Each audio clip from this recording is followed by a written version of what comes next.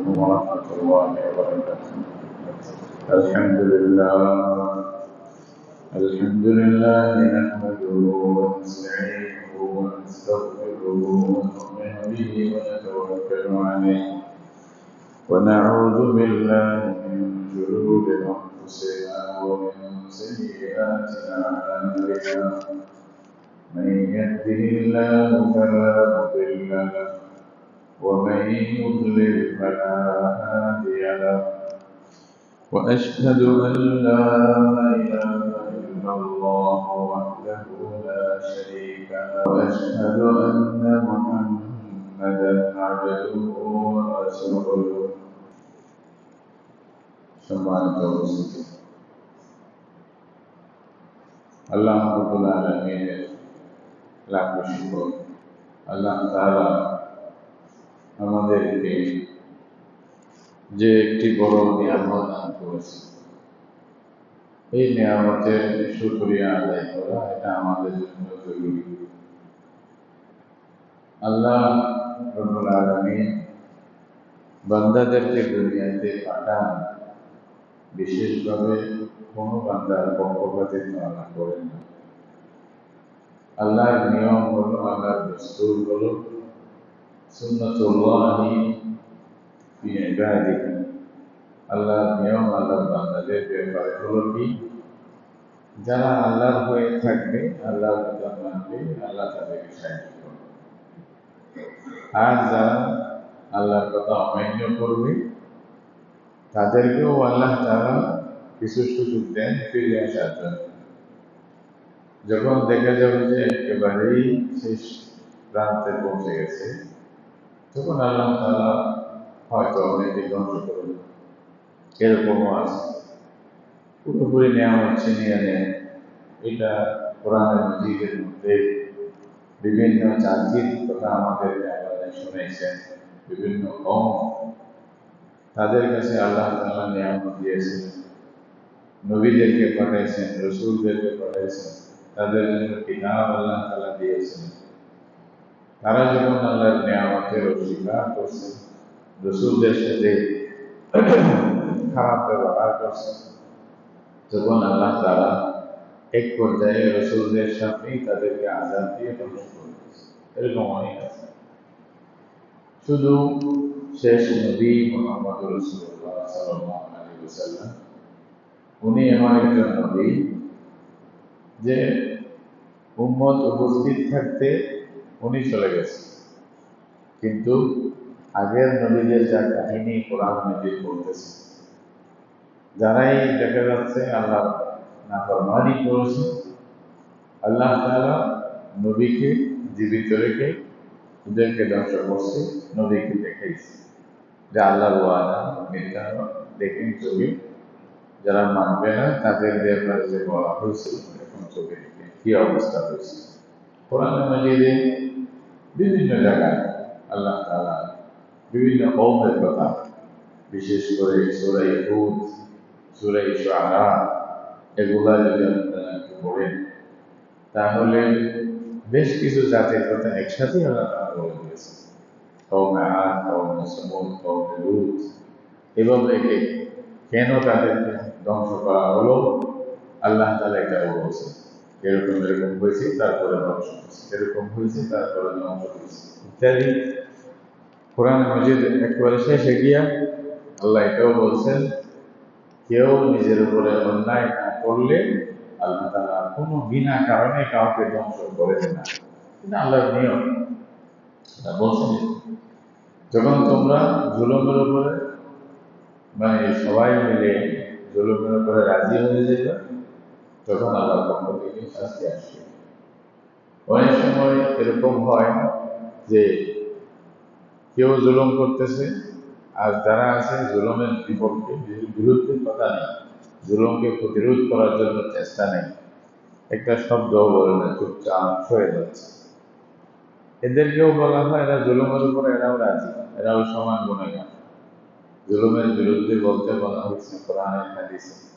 রাসূলুল্লাহ সাল্লাল্লাহু আলাইহি ওয়াসাল্লাম বলছেন, জালেম সরকার, জালেম হাকিম, হুকমরান, জালেম ক্ষমতাসীন, এদের সামনে সত্য কথা বলা, এটাও জিহাদ।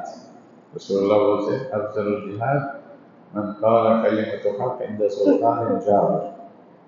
জালেম সরকারের সামনে, জালেম যেই হোক, ব্যক্তি হোক, কোম্পানি হোক, সরকার হোক, আন্তর্জাতিক পর্যায়ে হোক, জালেমের বিরুদ্ধে জুলুমের কথা স্পষ্ট করে বলে দেওয়া, মানুষকে বুঝাই দেওয়া, এটাও একটা জিহাদ। আল্লাহ রসুল বলতেছেন এটা বড় জিহাদ। এটা এই সাহস সবাই থাকে না, সত্য কথা সবার সামনে বলা, ভয়ে বলে না। অনেকে আবার চুপচাপ থাকে, বলতে যাক অসুবিধা নেই। তো এটাকেও কোরআন মাজিদের বিভিন্ন জায়গায় তিনটা গ্রুপের কথা আল্লাহ তাআলা সূরা আরাফের মধ্যে এক জায়গায় বলছেন। একটা গ্রুপ ছিল যারা অপরাধী, আরেকটা গ্রুপ ছিল যারা অপরাধীদেরকে বাধা দিত, আরেকটা গ্রুপ ছিল যারা অপরাধীদের বাধা দেয় নাই, চলার অসুবিধা নেই, চুপচাপ ছিল।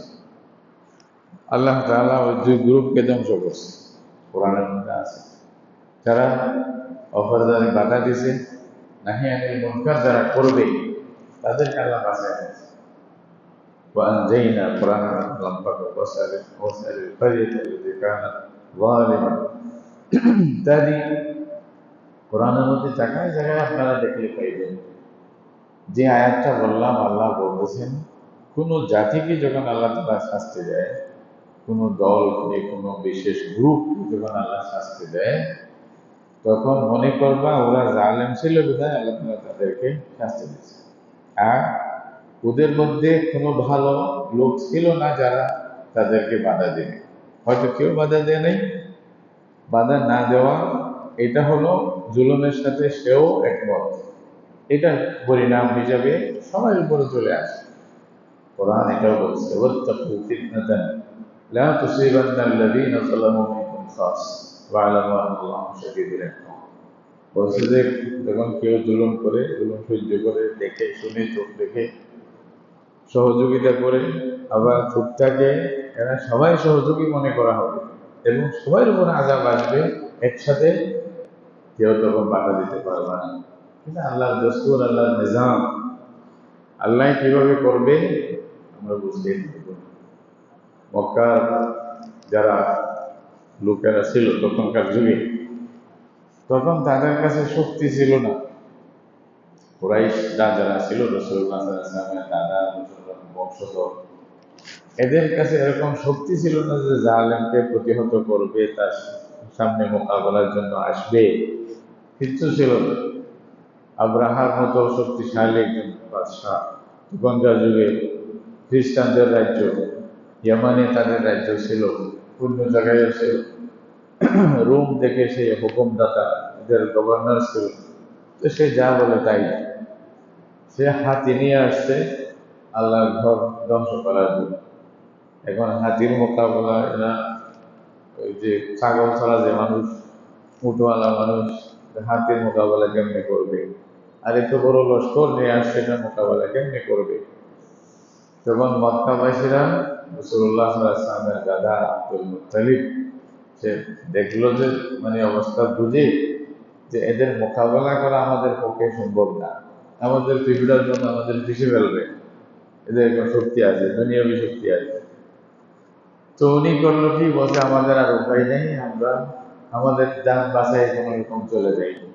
তখন লোকদেরকে নিয়ে কাবা শরীফে আসিয়া উনি তওয়াফ করছে, লোকদেরকে নিয়ে তওয়াফ করিয়া বলতেছে যে এই ঘরের মালিক, তুমি তোমার ঘরকে হেফাজত করো, আমরা পারলাম না, আমরা চলে গেলাম। এইভাবে ওনাকে যখন জিজ্ঞাসা করছিল তোমার ঘরের কিছু বলবা না, আব্রাহা ডাকছিল ওনাকে, ডাকার পরে মক্কার সর্দার ছিলেন তো আব্দুল মুত্তালিব, রাসূলুল্লাহ সাল্লাল্লাহু আলাইহি ওয়াসাল্লামের দাদা যান, তো সর্দার ছিলেন। তো বলছে যে আমি তোমাদের এই ঘর, যেটার ভিত্তিতে তোমরা তো সম্মানী, এই ঘর ধ্বংস করার জন্য আসছি, তোমার কিছু বলার আছে? একজন অনুবাদক ছিল মধ্যখানে, সে তো আসলে আরবি জানতো না। তো অনুবাদকের মাধ্যমে কথা হচ্ছে, ওনাকে জিজ্ঞাসা করছে যে তোমার কিছু বলার আছে? বলছে যে বলার আছে। কি? বলছে আপনার সৈন্যরা আমার কিছু ছাগল টাগল এগুলো ধরে নিয়ে নিছে, এগুলো ছেড়ে দাও। তো বলতেছে, আরে আমি তোমাদের ঘর ধ্বংস করতে আসছি, তোমরা যেটার সম্মানের একমাত্র কারণ, তুমি ওইটার কথা না বলে নিজের ছাগলের কথা বলতেছো। কিরকম মানুষ তুমি, কিরকম শ্রদ্ধা। তো উনি একটা শব্দ বলছিলেন, বলছে, দেখো ছাগলগুলা তো আমার, যেগুলো তুমি ধরছো, বা ওর যেগুলো ধরে নিছো, তাই আমার ফিকির এটাই যে আমি এগুলো যদি নিরাপদে রাখতে পারি আমার ফায়দা, তোমার জুলুম থেকে বেঁচে গেলাম। বাকি যে ঘরের কথা বলতেছো, বলতেছে ফাইন্না লাহু রাব্বান ইয়াহমিহি, সুবহানাল্লাহ। তাদেরও এরকম বিশ্বাস ছিল, এটা মনে করে তারাও জানতো। বলছে যে ঘরের কথা বলতেছো সেই ঘরের একজন মালিক আছে, ওই মালিক ওই ঘরের হেফাজত করবে, এই ঘর নিয়ে আওয়াজ চিন্তা নেই। কে? আব্দুল মুত্তালিব এই কথা বলছে তাকে। তো এটাই আল্লাহ তাআলা তখন, এরা যখন চলে গেছে পাহাড়ের উপরে, তা আল্লাহ তাআলা ওই আব্রাহাকে, যেখানে ছিল মক্কা তো আরো দূরে ছিল অনেক, এই যে মুজদালিফার এবং আরাফার মধ্যবর্তী জায়গা, শরীফ বলা হয় একটা জায়গা, ওইখানেই আল্লাহর গজব শেষ শেষ করে দিচ্ছে একবার। আবাবিল হিসাবে পাখি পাঠাইছে। আবাবিল আসলে নাম না পাখির, আবাবিল মানে হলো ঝাঁকে ঝাঁকে পাখি পাঠাইছে। ভাইরান আবাবিল যেটা বলতেছে, অনেকে হয়তো তফসিল বলবে আবাবিল পাখি, আমরাও বলি যে আবাবিল পাখি। আবাবিল নামে কোনো পাখি নেই। আবাবিল মানে জামাআতিন মুতাফাররিকা, এটা মানে বিভিন্ন গ্রুপে গ্রুপে ঝাঁকে ঝাঁকে আলাদা আলাদা পাখি পাঠিয়ে দিয়েছে, বলছে যা এটা ধ্বংস করে আয়। তা আল্লাহ, ওয়ালিল্লাহি জুনুদুস সামাওয়াতি ওয়াল আরদ, আল্লাহর মোকাবেলায় যখন কেউ চলে আসে নাউজুবিল্লাহ, তখন আল্লাহ তাকে কিভাবে শাস্তি দিবে আল্লাহ ভালো জানে। নমরুদকে আল্লাহ শাস্তি দিয়েছে একটা মশা দিয়ে, ল্যাঙ্গা মশা, তাও বলে সুস্থ না, পুরোপুরি সুস্থ মানে মশা না, মানে এরকম কাফেরকে যদি ভালো মশা দিয়ে তার মূল্য হয়ে যাবে, এই জন্য আল্লাহ বলে একটা ল্যাঙ্গা মশা দিয়ে তাকে শাস্তি দাও। আল্লাহ তালা চাইলে পারে। এরকম ভাবে ফেরাউনকে কিভাবে শাস্তি দিচ্ছে দেখেন। আল্লাহর লস্কর সব জায়গায়, এখানেও আছে, আমরা জানি না, আমরা জানি না, আল্লাহর কাছে অভাব নেই। তাহলে এই যে আব্রাহাকে এত বড় জালেম, যে আল্লাহর ঘর ধ্বংস করতে আসছে, তাকে আল্লাহ তাআলা পাখির মাধ্যমে ঝাঁকে ঝাঁকে পাখি ফাটে সবাইকে ধ্বংস করে দিচ্ছে, কোনো কাউকে লাগছে নাকি। তখন এরকম যখন অবস্থা হয়, আল্লাহ তাআলা যুগে যুগে জালেমদেরকে শাস্তি দেয়। জালেমদের, বিশেষ করে যারা কাফেরদের কথা কোরআন হাদিসে বলা হয়েছে, ওরাই কাফেররা যারা মুসলমানের উপরে জুলুম করত, এখনো আসল জুলুমের মেইন চেইন কাফেরদের হাতে। মুসলমানদের উপরে যা জুলুম হচ্ছে, এটা আসল চাবিকাঠি কাদের কাছে? কাফেরদের হাতে, ইহুদি নাসারাদের। প্রসঙ্গত কথা, একজন আলিম বলতেন যে যদি মনে করো সমুদ্রের নিচে একটা মাছ আর একটা মাছের উপরে হামলা করছে, বুঝতে হবে সে কেন ইহুদিদের চক্রান্ত আছে। মানে বুঝছে, একটা অবস্থা বোঝার জন্য বলছে। এত মারাত্মক ইহুদি মানে গোষ্ঠী, নাসারা গোষ্ঠী, এরা এত মারাত্মক। আল্লাহ নিজে বলে দিচ্ছে, বলেন তরদা আনকাল ইয়াহুদ ওয়ালান নাসারা হাত্তা তাত্তাবিআ মিল্লাতাহুম, ইহুদিরা জীবনেও রাজি হবে না। মুসলমান যদি ইমানের উপরে থাকে, ইসলামের উপরে থাকে, আল্লাহর বিশ্বাসের উপরে যদি থাকে, তাহলে সেই মুসলমানের ব্যাপারে ইহুদিরা জীবনেও রাজি হবে না। আপনারা জানেন ইহুদিরা কার উপরে বেশি নারাজ? কিছু মুসলমানদের সাথে ওরা বসিয়া খানাও খায়, বুঝলেন না? ওদের জন্য আবার ইফতার মাহফিলও করে। আমেরিকার প্রেসিডেন্ট ইফতার মাহফিল করবে মুসলমানদের নিয়ে। কিন্তু সুযোগ বুঝে যে এটা তো লাইন আছে, এটা তো মুসলমান না, মুসলমান সেই কোনো লাভ নাই, বুঝলেন না? আর কতগুলি মুসলমানের নাম শুনলে ওদের মানে লোম খাড়া হয়ে যায়। হ্যাঁ, এরা কি আবার এরকম হয়। এই জন্য বুঝতে হবে, ইসলামের স্পিরিট যদি আপনার মধ্যে থাকে, আপনার উপরে কোনোদিন রাজি হবে না। এটা স্বাভাবিক কথা, আল্লাহ তাআলা বলে দিছে, আপনি উল্টা করতে পারবেন না, এটাই দেখা যাচ্ছে। এখনো যেখানেই মুসলমানদের উপরে জুলুম অত্যাচার স্টিম রুলার চলতেছে, এটার পিছনে দেখবেন ওদের ইন্ধন আছেই, কোনো না কোনো ভাবে ইন্ধন আছে, আর কাফেরদের ইন্ধন আছেই। আমরা জানি আমাদের পার্শ্ববর্তী যে রাষ্ট্র, আমরা হাজার কথা বললেও বললেও এদের ইতিহাস দেখলে অবাক হয়ে দেবেন, কিভাবে মুসলমানদেরকে জবাই করা হচ্ছে যুগে যুগে। শুধু শুধু দোষ কি, তারা মুসলমান নাকি তাদের নিজস্ব জায়গা জমি কেড়ে নিছে। 400 বছরের ইতিহাস মনে রাখবেন। 400 বছর ইন্ডিয়ার মধ্যে, পুরা ভারতবর্ষে 700 বছর পর্যন্ত মুসলমানেরা রাজত্ব করছে। এটা লম্বা দীর্ঘ ইতিহাস। ওই সময় যদি মুসলমানেরা একটু চাইতেন যে মুসলিমরা মুসলমান হয়ে যাক, তাহলে মুসলিমের নাম পাইতেন না। কোনো মুসলিম বলে হিন্দু বলে নামও থাকত না। কিন্তু এতদিন পরেও এতগুলি হিন্দু থাকা, এটাই তো প্রমাণ যে মুসলমানেরা জোর করে নিজের ধর্ম প্রচার করেন। লা ইকরাহা ফিদ্দীন। এটা অন্যরা বুঝছে, আমরা বুঝতেছি না কেন? তাহলে জোর খাটায় নাই কোনো সময় যে না তুমি ধর্ম জোর করে মন্দির ভেঙে দেওয়া হবে, তোমাকে মুসলমান হয়ে যেতে হবে, না তো থাকতে দেব না। সব প্রোপাগান্ডা, সব কিছু কিন্তু প্রজ্বলন প্রমাণ। এতদিনের মধ্যে না থাকে কেমনি?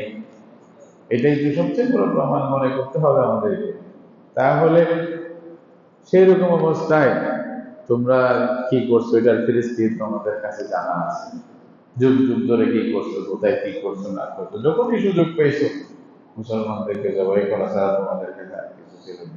আল ইসলাম আল মুমতাহান, আল্লাহ তাআলা দিন দিচ্ছে তখন থেকেই অগ্নি পরীক্ষা দিতেই আসছে প্রত্যেক জায়গায়। এই যে গাজার মুসলমানেরা কি অপরাধ বলেন ওদের, ইসরায়েলের নিকট থেকে কি ডাকাতি করে নিয়ে আসছে বলেন, মেহমান হিসাবে জায়গা দিচ্ছে।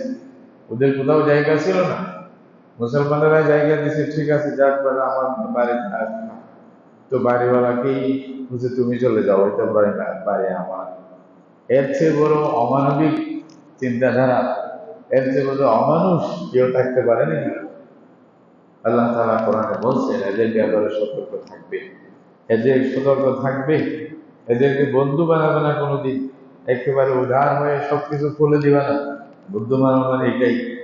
কথাবার্তা বলা নিষেধ না, লেনদেন নিষেধ না, কিন্তু বন্ধুত্বের মধ্যে যেন না, আসল জায়গায় যেন হাত দিতে না পারে। আল্লাহ বলছেন তোমরা তোমাদের মুসলিম ছাড়া অন্য কাউকে নিজের বিশেষ সেক্রেটারি বানায় ফেলিও না। বিশেষ বিষয় যেগুলা তোমাদের মধ্যে রহস্যজনক বিষয় আছে, রাজ আছে, ভিতরের কথা, এগুলা সবাইকে বলবা না, খবরদার। আল্লাহর বুঝে হতে না আমরা শুনি নেই আসলে। আমরা তো ওদেরকেই বানাইছি, নিজের থেকে বাইরের থেকে বেশি ওদেরকেই প্রাধান্য দিচ্ছি, এরকম হয়েছে। তো মোটমাট কথা হলো, কাফেরদেরকে তো আল্লাহ যুগে যুগে মাঝে মাঝে ধ্বংস করছেন। মুসলমানদের মধ্যে যারা এরকম অন্যায়কারী হবে, সরাসরি জুলুমে যারা লিপ্ত হবে, আল্লাহ তাআলা তাদেরকেও সাথ দিবেন না, কোনো না কোনো দিন আসবেই। তবে আমাদের বুঝতে হবে নিশ্চয় এমন এমন হয়তো অন্যায় করছে যেগুলো আল্লাহর অপছন্দ হয়েছে, আল্লাহ সহ্য না করে শাস্তি দিচ্ছে। এরকম আল্লাহ তাআলা দেন শাস্তি। কেন দেন জানেন? মাঝে মধ্যে দেন, আল্লাহ চাইলে তো আগে থেকে দিতে পারতেন, কিন্তু আল্লাহ অনেক সুযোগ দেয়, বান্দাকে সুযোগ দেয়, আরো দেখ আরো দেখ আরো দেখ। যখন একেবারে বলে না যে মানে দেওয়ালে পিঠ থেকে গেছে, তখন তার কিছু সুযোগ থাকে না, তখন আল্লাহ তাআলা ধরে।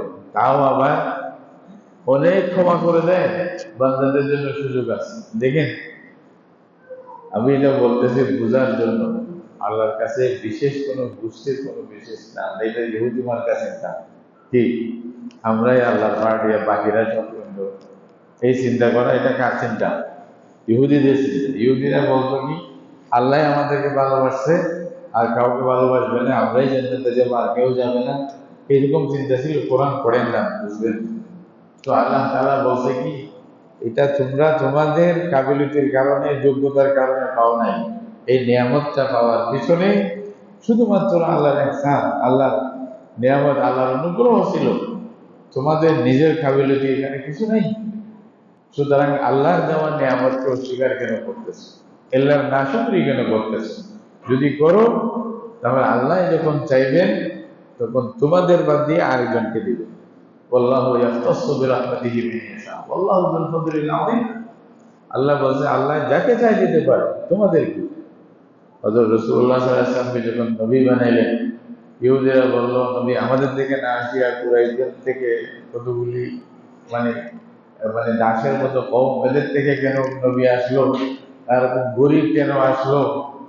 আল্লাহ বলছে আহম ইয়াকসিমুনা রাহমাত রাব্বিক নাহনু কাসামনা বাইনাহুম মাঈশাতাহুম ফিল হায়াতিদ দুনিয়া। আল্লাহ বলছে আমি তাদেরকে ভাগ করার জন্য দায়িত্ব দিছি, ঠিকাদারে দিছি, এটা তো আমার কথা, আমি যাকে চাই দিব, তোমার কি? আল্লাহু আ'লামু হাইথু ইয়াজআলু রিসালাতাহু। আল্লাহ বলছে আল্লাহই ভালো জানেন আল্লাহ যেখানে দিবেন। তোমাদের কি? তোমাদের কাজ হলো যখন আল্লাহ যেটা দিবে মেনে নেওয়া। এটা মেনে নেবেন যদি বুঝে আসে, দলিল সামনে থাকে, প্রমাণ সামনে থাকে, অবশ্যই মানবেন। জানার পরে, বুঝার পরে না মানলে এটা অপরাধ, এটা মারাত্মক অপরাধ। তো এদেরকে আল্লাহ তাআলা কিছু সময় দিয়ে তারপরে শাস্তি দেয়। তবে এখানে আমাদের যেটা বুঝতে হবে, এটা পরিণত কেন হয়? কোন জাতি, বিভিন্ন গ্রুপ, যারা দেশে দেশে আমরা কোরআন যদি পড়ি, তাহলে ইসলামের পূর্বে যতগুলি জাতি আছে, আর সমুদ হুদ, যেগুলো কোরআনে বলছে বারবার, এদের ধ্বংসের কারণ কি? এদের ধ্বংসের কারণ কি? এক এক কমকে এক এক কারণে আল্লাহ তাআলা ধ্বংস করে দিয়েছে।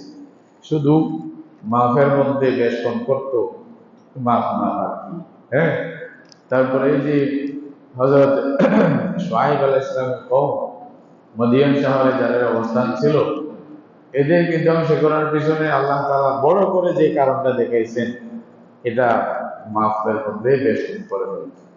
এখানে জুলুম করছে, এই জুলুমের কারণে আল্লাহ ধ্বংস করছে।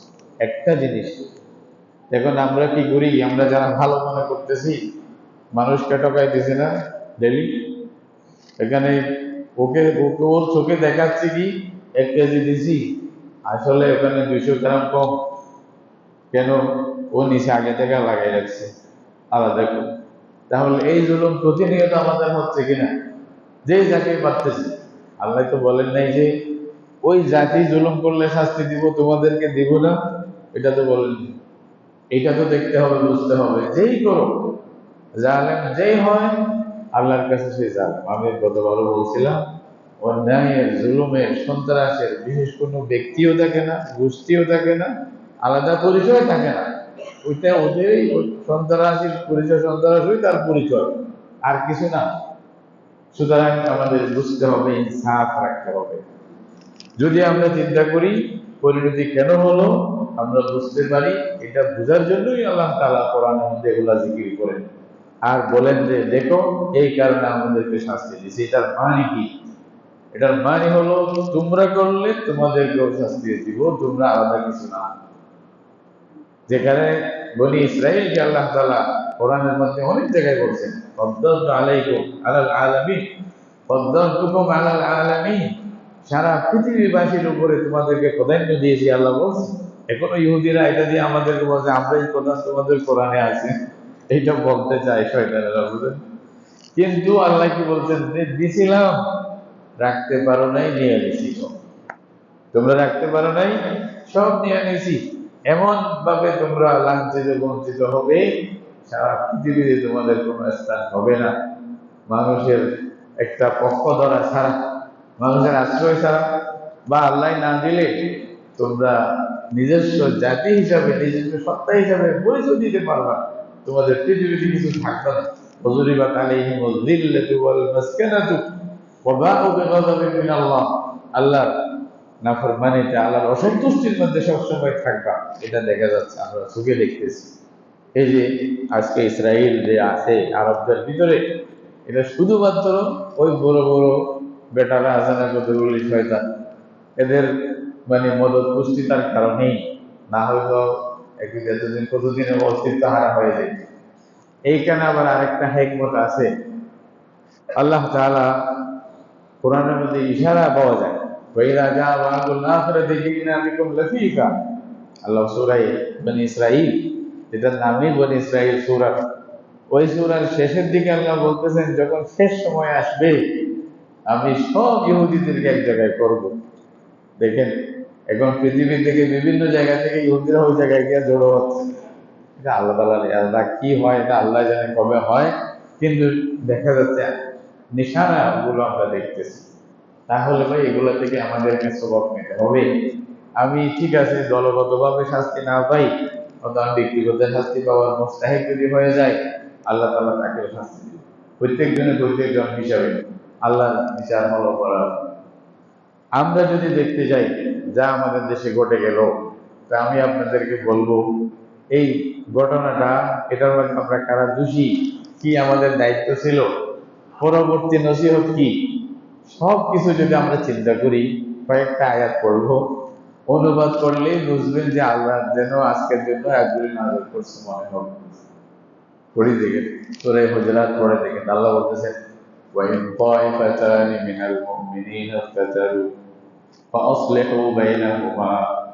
আল্লাহ বলতেছেন যখন মুসলমানদের দুইটা গ্রুপ যখন ঝগড়া করবে, তখন তোমাদের দায়িত্ব হলো যে গ্রুপ আল্লাহর কথা মানতেছে না, ন্যায়ের কথা শুনতেছে না, অন্যায়ের উপরে জুলুম করে যাচ্ছে, তাদেরকে তোমরা বুঝাও, তোমরা তাদেরকে বলো ফাআসলিহু বাইনাহুমা, তাদের সাথে কথা বলে এগুলো ঠিক করার চেষ্টা করো। যদি আমরা এটা চেষ্টা, তাহলে আমাদের দায়িত্ব কি ছিল? যে গ্রুপ মজলুম, তাদের দায়িত্ব ছিল তাদের সাথে কথা বলা, তাদেরকে বোঝানো, যেমনি হোক। এসলা একটা কোরআনের তো শব্দ, একটা ব্যাখ্যা তো অনেক, আমরা পুরোপুরি সেই দায়িত্ব আদায় করে নিই। আল্লাহ বলতেছেন ফাইন বাগাত ইহদাহুমা আলাল উখরা ফাকাতিলু, প্রথম যখন দেখবা তোমাদের কথা শুনতেছে না, তোমাদের কোনো কথায় কাজ আসতেছে না, তোমাদের কোনো সুযোগই নেই, কথা বলার সুযোগই নেই, কথা বলার আগেই গায়েব, যদি এরকম অবস্থা হয়ে যায়, তাহলে তোমরা মোকাবেলা করো আল্লাহর কথায়। কোরআন কি বলতেছে?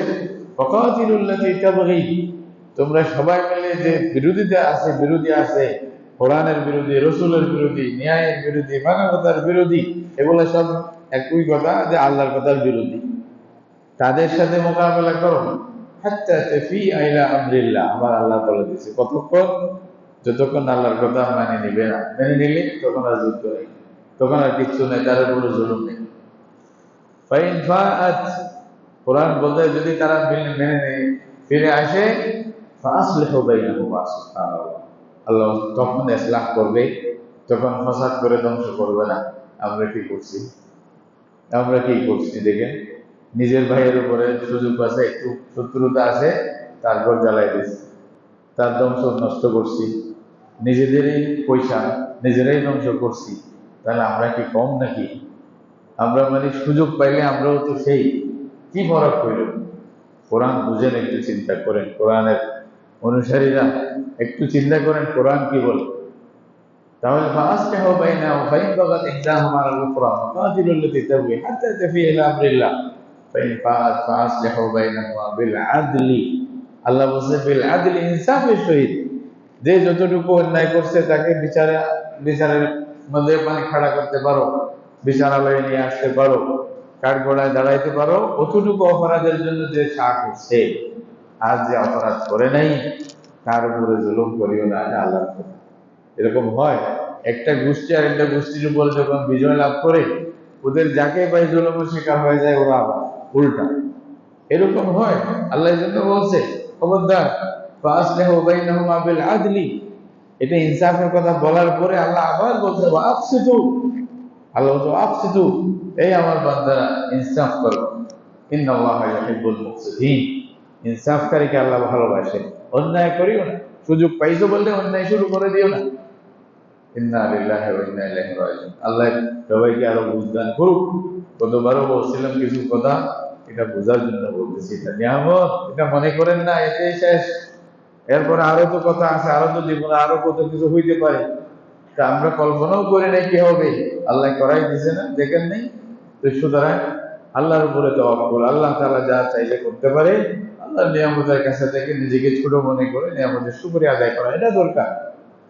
আল্লাহ তাআলা এরপরে বলতেছেন ইন্নামাল মুমিনুনা ইখওয়া, মনে রাখিও সব মুসলমান ভাই ভাই, তার ব্যক্তিগত, দলগত, এইগত সেইগত পরিচয় যাই হোক, লা ইলাহা ইল্লাল্লাহ মুহাম্মাদুর রাসূলুল্লাহ যে বলে তোমরা সব ভাই ভাই। ইন্নামাল মুমিনুনা ইখওয়া ফাআসলিহু বাইনা আখাওয়াইকুম, তোমরা ইসলাহ করো, অন্যরা যারা দেখো যে অবাদ করতেছে তাকে হাত ধরো। বলছিলাম গতবার রাসূলুল্লাহ বলতেছেন উনজুর আখাকা যালিমান ওয়া মাজলুমান, তোমার ভাইয়ের সাহায্য করো, জালেম হইলেও সাহায্য করো, মজলুম হইলেও সাহায্য করো। মজলুমের সাহায্য আমরাও বুঝি, তারাও বুঝতেন, জালেমের সাহায্য কেমনে করবো, সাহাবায়ে কেরামকে জিজ্ঞাসা করে, ইয়া রাসূলুল্লাহ কাইফা আনসুরুল জালিম, অত্যাচারী স্বৈরাচার তাকে কেমনে জুলুম করব, তাকে কেমনে সাহায্য করব? নসরত আল্লাহ রাসূল বলছে উনসুর। তো সাহাবায়ে কেরামের জিজ্ঞাসার উপরে আল্লাহ রাসূল বললেন, তামনাউহু মিনাজ জুলমি, তাকে জুলুম থেকে বাধা দিবে, এটা হলো তোমাদের কাজ। জুলুম করতে দিবা না, বা খবরদার আর আরেকটা গুলিও তুমি মারতে পারবে না, আরেকটা লাঠি কারোর উপরে আঘাত আনতে পারবে না, কারো সম্পদের আর খবরদার কারো সম্পদের উপর আঘাত আর নেই, এখানেই শেষ। এটা আপনাকে আপনার শক্তি থাকলে আপনাকে বলতে হবে। আপনি ব্যক্তিগত বা বা সমষ্টিগত সামাজিক ভাবে যেটা বলা দরকার, এটা আপনাদের দায়িত্ব। এটা কোরআন ইমানদারদেরকে দায়িত্ব দিচ্ছে, এটা আপনাকে কোনো সরকার থেকে দিতে হবে না। এটা আল্লাহ মুসলমান হিসেবে আপনাদের দায়িত্ব, ইসলাম মুসলমানদের ইসলামের জন্য এটা দরকার। তাহলে এটা যদি আমরা করতাম, ইন্নামাল মুমিনুনা ইখওয়াতুন ফাআসলিহু বাইনাহুম ওয়াত্তাকুল্লাহ লাআল্লাকুম তুরহামুন। এখানে বলতে খবরদার আল্লাহকে ভয় করো। এটা মনে করিও না যে তোমরা সবকিছু পেয়ে গেছো, আল্লাহ তোমাদেরকে ধরবে না, এরকম গ্যারান্টি আল্লাহ তোমাদেরকে দেয় নাই। তাহলে এভাবে থাকলে তোমরা তখন কি করবা? লাআল্লাকুম তুরহামুন, তখন আল্লাহ তোমাদেরকে দয়া করবে। সুবহানাল্লাহ, আমার অবাক লাগে কোরআন যেন এই জন্যই আয়াতগুলো না। এরপর আয়াত দেখেন, যেটা আমরা করি কি বলছি, কোন একটা গ্রুপ আরেকটা গ্রুপের উপরে কিছু যখন কিছু পেয়ে যায়, তাদেরকে তিরস্কার করা, তুচ্ছ করা, এগুলো করি না? কি বলবো, শব্দ কেমন কেমন বলি। সুবহানাল্লাহ, আল্লাহ তারপরে আয়াত বলতেছে, ইয়া আইয়ুহাল্লাযীনা আমানু লা ইয়াসখার কওমুম মিন কওমিন আসা আন ইয়াকুনু খায়রাম মিনহুম ওয়ালা নিসাউম মিন নিসাইন আসা আন ইয়াকুননা খায়রাম মিনহুন্না ওয়ালা তালমিজু আনফুসাকুম ওয়ালা তানাবাযু বিল আলকাব বিসাল ইসমুল ফুসুকু বা'দাল ঈমান ওয়া মান লাম ইয়াতুব ফাউলাইকা হুমুজ জালিমুন। একটা পর একটা যেন, আসলে তো কোরআন আসছেও তো বান্দাদের জন্য, আর কোরআনের যিনি আসল বলনেওয়ালা মুতাকাল্লিম আল্লাহ, উনি তো সবকিছু বান্দাদের জানেন, আমাদের ভিতরে কি আসবে কি না আসবে সব জানেন তো। এই জন্য আল্লাহ বলছেন, খবরদার কেউ কাউকে তুচ্ছ করবা না। আমাদের সমাজের সাথে মিলাই দেখেন, এটাকে অবাস্তব মনে হয়। এরপরে যেটা পরিণতি, আমরা এটাই করতেছি, আরেকজনকে তুচ্ছ করতেছি, তাচ্ছিল্য করতেছি, তাকে মানে যা ইচ্ছা তা বলতেছি। আল্লাহ এটা নিষেধ করছে, খবরদার, এটার অনুমতি তোমাদেরকে দেওয়া হয়নি। লা ইয়াসখার কওমুম মিন কওমিন আসা আন ইয়াকুনু খায়রাম মিনহুম, কেউ কেউ তোমাদের থেকে ভালো হইতে পারে। ওয়ালা নিসাউম মিন নিসাইন আসা আন ইয়াকুননা খায়রাম মিনহুন্না, মহিলাদেরকে বলছে, পুরুষদেরকে বলছে, এখানে উভয় গ্রুপকে আলাদা বলছে। হ্যাঁ, আল্লাহ তাআলা বলতেছে, খবরদার কাউকে অন্যায় ভাবে একটা উপাধি দিয়ে দিও না, সে এরকম, সে এই যে। আপনি যদি বাস্তবতা না জানেন, বাস্তবতা অন্যরকম হয়, তখন আল্লাহর কাছে ধরা পড়বেন না। আল্লাহ যদি বলে তুমি যে বলছিলা এটা প্রমাণ দাও, বকবক করে নেই, আল্লাহ তো জানে, আমি তো জানি না, আমি তো শোনা শোনা কথা বলছি, আমি তো জুসের মধ্যে কি বলছি হিসাব নাই, বুঝলেন না? এই জন্য আল্লাহর নসিহত বান্দাদের প্রতি, এই বান্দা এইটাই শেষ না, এখানে আরো কত কিছু আছে। খবরদার তুমি তোমার নিয়মের উপরে থাকবে, ইমানের রসুলের উপরে থাকবে, আল্লাহর দেওয়া হেদায়েতের উপরে থাকবে, এটাই যদি তোমার জন্য নসিহত। যে অবস্থায় থাকো, তুমি অহংকার করার আবার কি আছে? এটা আল্লাহ তাআলা জন্য বলছে, ওয়ালা তানাবাযু বিল আলকাব বিসাল ইসমুল ফুসুকু বা'দাল ঈমান, ঈমানের পরে আবার ঈমান থেকে বের হয়ে যাওয়া। এক হিসাবে এইসব কিছুকে আল্লাহ বেঈমানি বলছে, যারা একজনকে তুচ্ছ তাচ্ছিল্য করা, ওয়াদা রক্ষা না করা, আমানতদারি রক্ষা না করা, এসব কিছু বেঈমানি। আল্লাহ রাসূল কোরআনে হাদিসে বলছেন, লা ঈমানা লিমান লা আমানাতা লাহু ওয়ালা দীনা লিমান লা আহদা লাহু। এভাবে আসেন সিবাবুল মুসলিমি ফুসুকুন ওয়া কিতালুহু কুফরুন, এবং মানে আয়াতুল মুনাফিকি সালাসুন, ইযা হাদাসা কাযাবা ওয়া ইযা ওয়া'আদা আখলাফা ওয়া ইযা তুমিনা খান ওয়া ইযা খাসামা ফাজারা। আল্লাহ রাসূল এগুলো সব বলছে। আল্লাহ বলতেছে, খবরদার তোমরা ইমানদার হয়ে থাকলে এরকম কথা। আল্লাহ বলছে, হ্যাঁ কিছু তো হবে, এখন আছে কিছু হবে না, হাজার চেষ্টা বড় হয়ে যাবে। আল্লাহ বলছে তাড়াতাড়ি তওবা করো। তাহলে কি করতে হবে? তওবা করতে হবে, ফিরে আসো, ভুল করে ফেলছো, মাফ চাও আল্লাহর কাছে। ওমান লাম ইয়াতুব ফাউলাইকা হুমুজ জালিমুন। আল্লাহ বলছে তওবা না করলে, ফিরে না আসলে তুমি আরো বড় জালিম। নসিহত নেই, আয়াতগুলো আমি খালি অর্থগুলো বলতেছি, সমাজের সাথে বর্তমান পরিস্থিতির সাথে অবস্থার সাথে মিলান, আমাদেরকে আল্লাহ কি নসিহত করতেছে। তারপরে শব্দ দেখে ইয়া আইয়ুহাল্লাযীনা আমানু ইজতানিবু কাসীরাম মিনাজ-যন্ন, একেবারে যেন এখনো যেন নাযিল হয়েছে মনে হয়। খবরদার বেশি ধারণার বশবর্তী হয়ে আরেকজনকে কটাক্ষ করার চেষ্টা করিও না। আল্লাহ বলছে ইজতানিবু কাসীরাম মিনাজ-যন্ন ইন্না বা'দায-যন্নি ইসমুন, এটা হলো অনেক যে ধারণা, এগুলা পাপ, অনেক বড় গুনাহ। ওয়ালা তাজাসসু, কারো আইব তালাশ করার পিছনে পড়ে যায় না। এখন ও কিরকম, ও কিরকম, ও কি অবস্থা, ইন্না লিল্লাহি ওয়া ইন্না ইলাইহি রাজিউন, আল্লাহ মানা করতেছে খবরদার। ওয়ালা তাজাসসু ওয়ালা ইয়াগতাব বা'দুকুম বা'দা, আর গীবত তো আছেই, গীবত। এরপরে বসে বসে এখন যে মজলিস হচ্ছে, তো আরেকজনের গীবতই তো করতেছি ভালোভাবে, ওর মরা গোস্তগুলি কাটিয়ে খাইতেছি সবাই মিলে, এই না? আল্লাহ বলছেন আইয়ুহিব্বু আহাদুকুম আইয়াকুলা লাহমা আখিহি মাইতান ফাকারিহতুমু ওয়াত্তাকুল্লাহ ইন্নাল্লাহা তাওয়াবুর রাহিম। এরপরে আল্লাহ তাআলা যেটা বলছে, আসল কথা বলছে, মানুষ আজকে তোমরা বিভিন্ন কারণে, শত্রুতা, লোভ, এগুলোর কারণে ভিন্ন ভিন্ন হয়ে গেছো।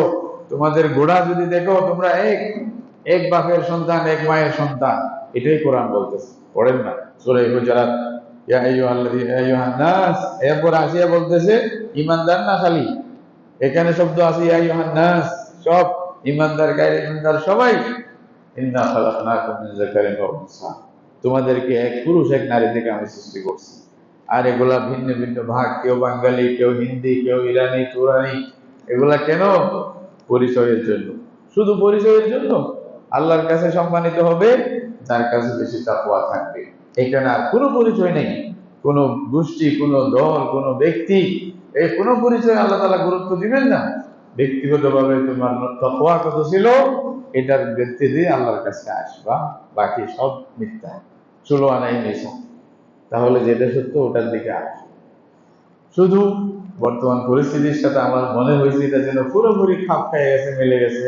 এই জন্য আপনাদের কাছে আল্লাহ তাআলা নসিহত আল্লাহর বান্দাদের কাছে পৌঁছাই দিলাম। আল্লাহ তাআলা সবাইকে কবুল করার তৌফিক দান করুন। ওয়া আখিরু দাওয়ানা আলহামদুলিল্লাহ।